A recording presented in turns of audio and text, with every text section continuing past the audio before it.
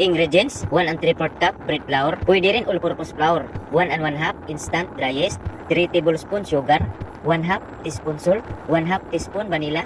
1/2 cup water. Tinunaw ko muna ang sugar, saka ko inilagay ang 1/8 cup margarine. Pagkatapos hinalo ko. 4 minutes ko itong mix mga kabaker. Mano-mano gamit lang ang kamay. Pagkatapos kong ma-mix, pinutol ko ng 35 grams bawat putol. Sa pagfigura naman, itong pahaba mga kabaker, ito yung siakoy. Ito namang pabilog, ito ang ating donut. Sa pagfigura ng siakoy, ganito lang mga kabaker, pahabain lang. Madaling gawin lang ito, panoorin yung mga kabaker. Ganito ako gumawa ng siakoy. Madali lang itong sundan kahit pa sa mga hindi pa marunong gumawa.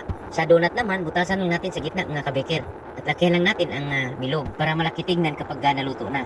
Bago ko niluto, pinapalasa ko ito ng 2 oras. Katamtamang apoy lang, hindi malakas mga kabaker ang apoy. Kapag nakita nyo na brown na sa ilalim, babalik na rin ang mga kabaker. Mga kabaker, sana makatulong ito sa mga kabaker natin na gustong gumawa ng siakoy at donut. Mga kabaker, maraming salamat at God bless sa ating lahat mga kabaker.